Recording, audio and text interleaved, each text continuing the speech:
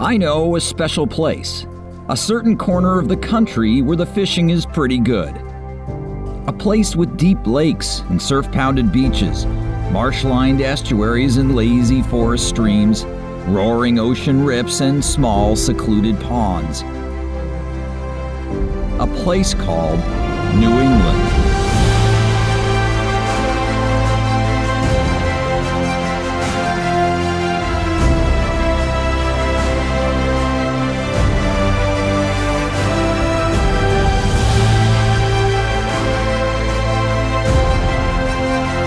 I'm Tom Richardson. Join me as we explore the region's diverse fishing destinations, chase its many species, and forge new fishing adventures on New England Fishing.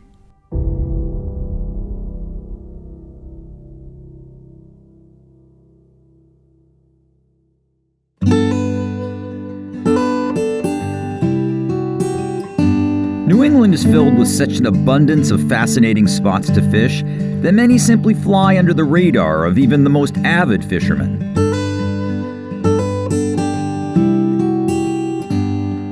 Case in point, Maine's Lincoln Lakes region, also known as the Maine Highlands, about an hour north of Augusta.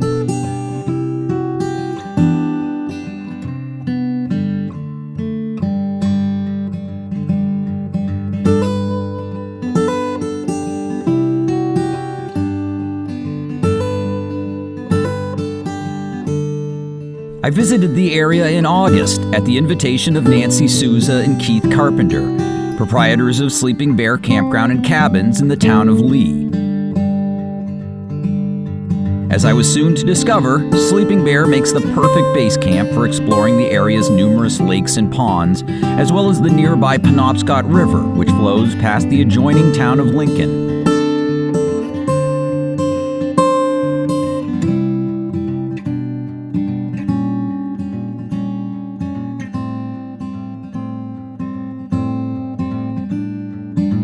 I was up early the first day, but not earlier than Keith, who had a huge breakfast prepared, including enough eggs, bacon, sausage, and other delicious fare to feed an army.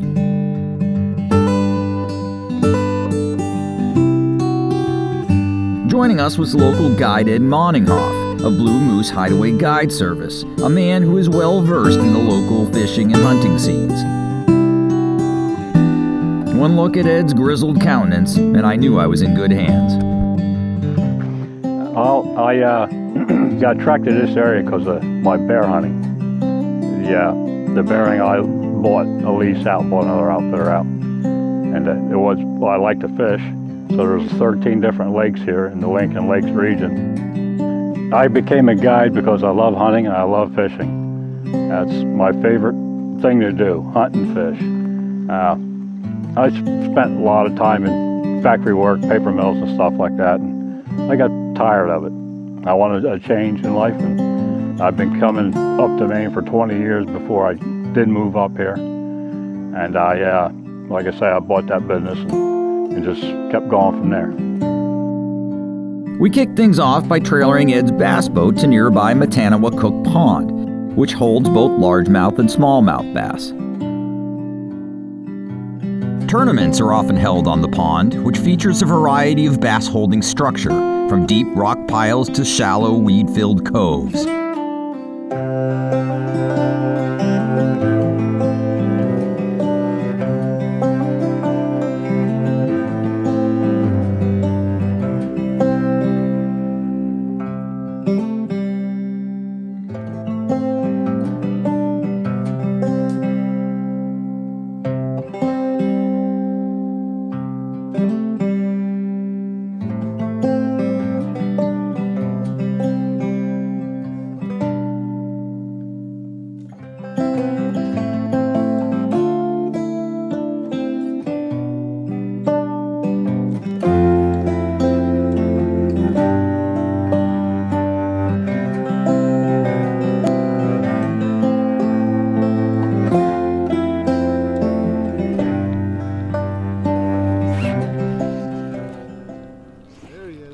Yep, it was no perch.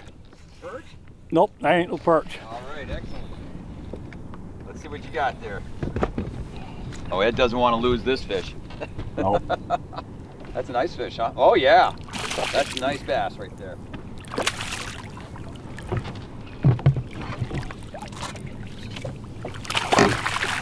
Woo. Ed, sweet. We did it. That's awesome. Look at that. There are fish. There are big bass in this lake. Yeah. You're right. He's just a little one. Oh yeah. Well, it's a good size. I wouldn't, say that's that small. I'd be happy catching a fish like that.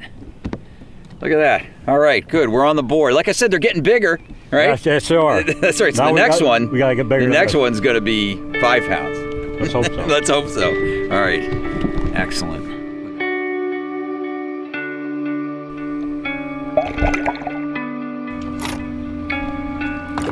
All right, Ed. I think I got a good one here. Yeah, looks like. Oh yeah. Yeah. Keep it down. Keep it down.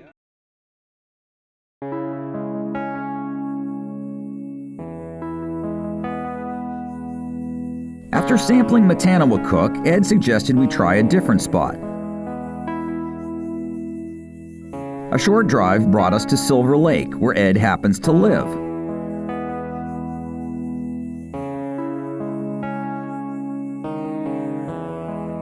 After launching, we headed to a rocky drop-off and began casting lures as a late afternoon thunderstorm rumbled ominously in the distance. Oh, there we go. Now that looks like a largemouth. Do you have largemouth here in this lake too? All right. Let me get the net. There we go. Woohoo! All right, Ed. Fish on. Here we go. Fish on board. Now stir, but Nope, it's a start. it'll do, right? Yep. Awesome. Okay. Different lake, same fish though. Yep.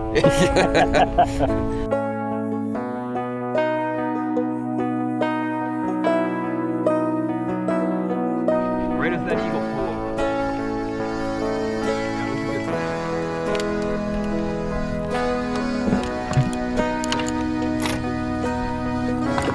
All right, Ed, I think I got a good one here. Yeah, looks like. Oh yeah. Keep, Yeah. Keep it down. Keep it down. Yeah. Bow to it, right? Nice and large now. Yep.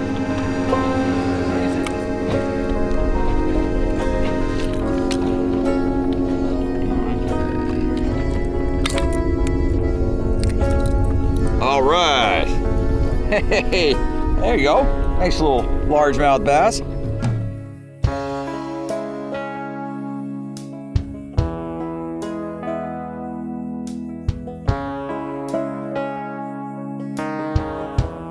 The action was slow at first, but the approaching storm seemed to rile the fish. Even the local loon family began to get frisky.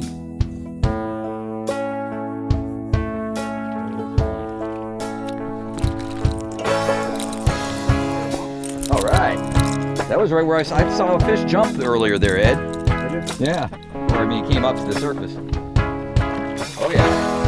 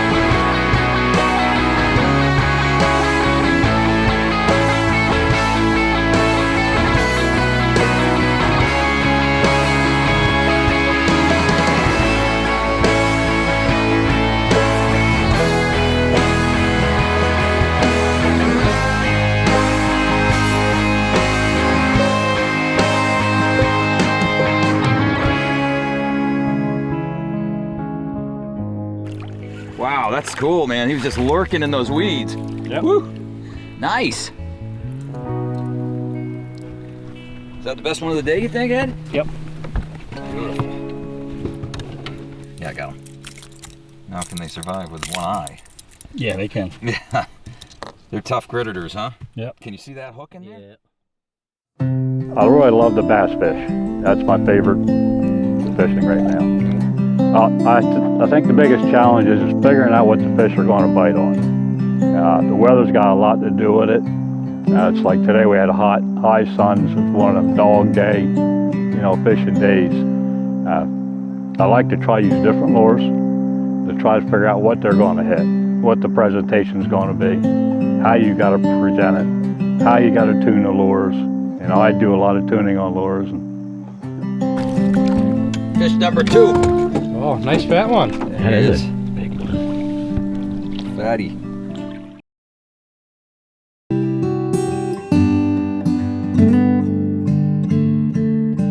Keith and Nancy purchased Sleeping Bear in 2012 and expanded it, doing much of the clearing and building themselves. Today, the tidy campground comprises a series of well-appointed housekeeping cabins, RV and tent sites, 2 bathhouses, and an event pavilion. All of it convenient to hundreds of miles of ATV and snowmobile trails.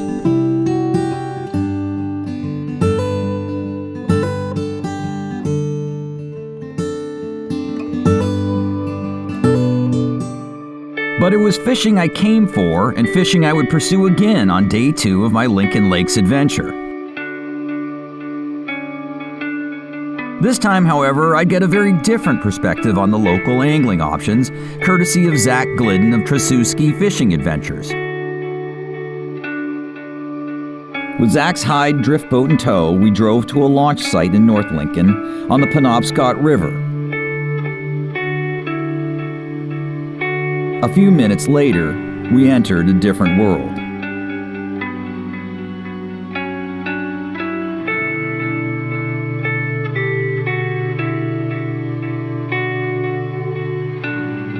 There are not a lot of drift boats. Every river section might have maybe 2 or 3 guides that have one. And it's something that a lot of clients will call up for and be looking for. And if you don't have one, you're kind of out of luck a lot of times. So it's very nice to be able to offer that to your clients. Yeah, I think it offers you a better experience in some aspects. It's a more relaxed float. You don't get the engine noise. It's a little bit like a closer contact with your guide. He's kind of in between the 2 sports in the middle rowing. And so you get a nice banter going. It's a nice float.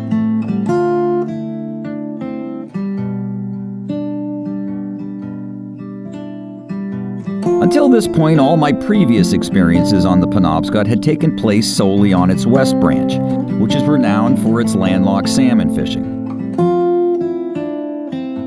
Therefore, I was completely unprepared for this wider, quieter part of the river. No salmon here, of course, but the clear waters were teeming with another species. You hit it right there, man. All right.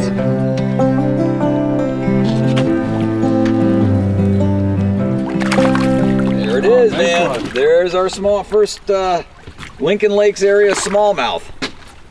There, he's been elusive. He's been eluding us this whole time, and now we got one. Beautiful. So that's what it's all about right there, Right. huh?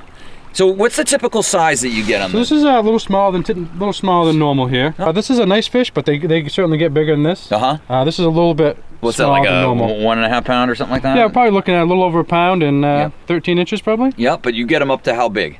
On the river, we'll get 18 inches. Really? 4 pounds. 4 pounds? Yeah, in the fall. What's the biggest one you've ever caught? Or had a 24. caught? Oh, really? 24 and 6 pounder. Oh, 6 pounds? Put it back. Okay. Come on. Oh, we got a runner.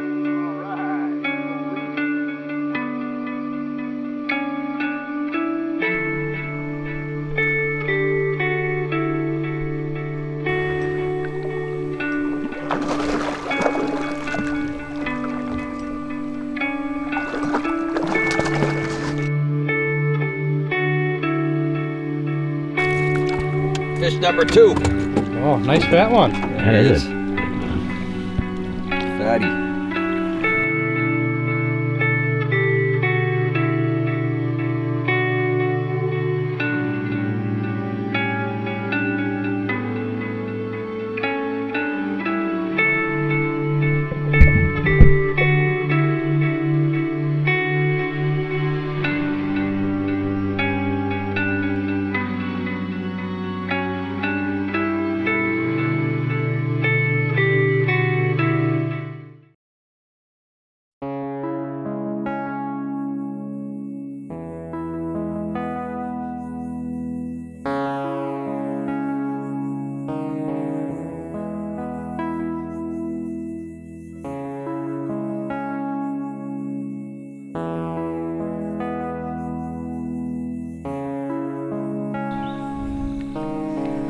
Fish on. Here we go.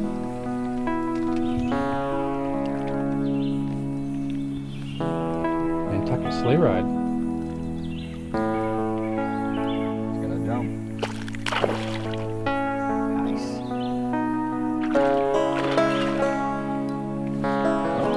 You're right, in this deep hole. The Penobscot is loaded with prime smallmouth structure, including submerged rocks, deep holes, shaded and undercut banks, overhanging tree limbs, weed beds, logs, and the mouths of feeder creeks. In short, you're likely to find fish almost anywhere. Just drift and cast.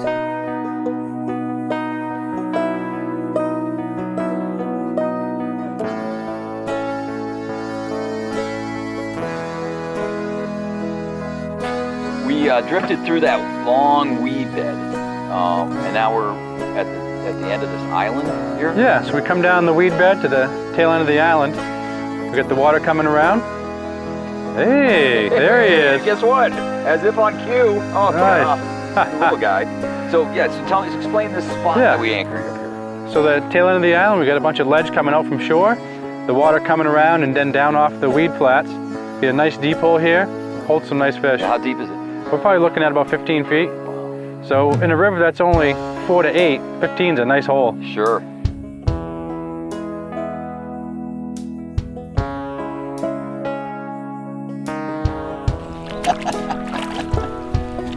Nice. So you know what? I'm telling you, he inhaled that thing again. He was right in that deep hole. Yep. We're gonna need the pliers on this one. But look at that one, huh? So look at that pronounced like hump on his back. Yeah. You seem to make it okay. Yeah. Okay, let me.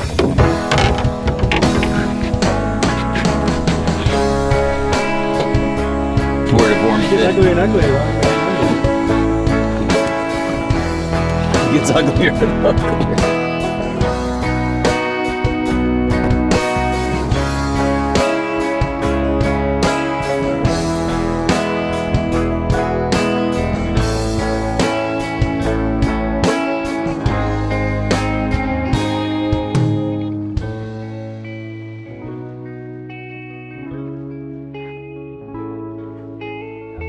After catching several fish on spin gear and soft plastic tube lures, I decided to see if these fish would take a fly. At Zach's suggestion, I tied on a Sneaky Pete slider, which does an admirable job of imitating a variety of smallmouth prey. The reaction was immediate.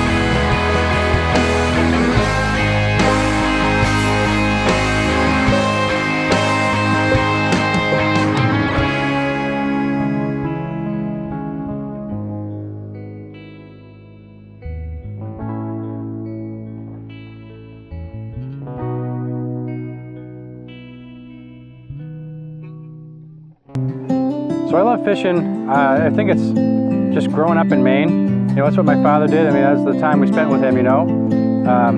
He worked nights, and so we never saw him much except for on the weekends, and we always went fishing.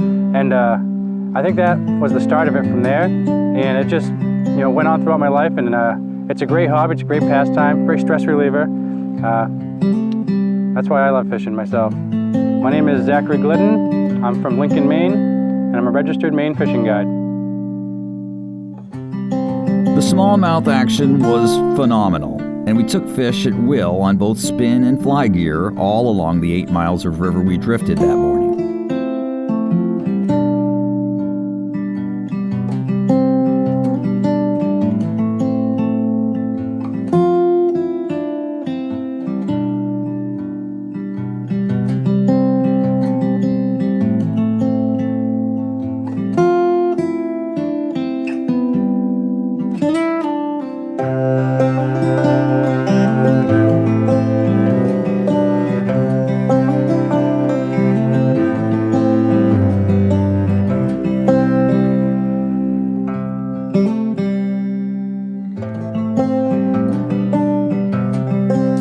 perhaps more remarkable was that we only saw one other person the entire time. It was an eye-opening experience, and I vowed a return to this stretch of the Penobscot.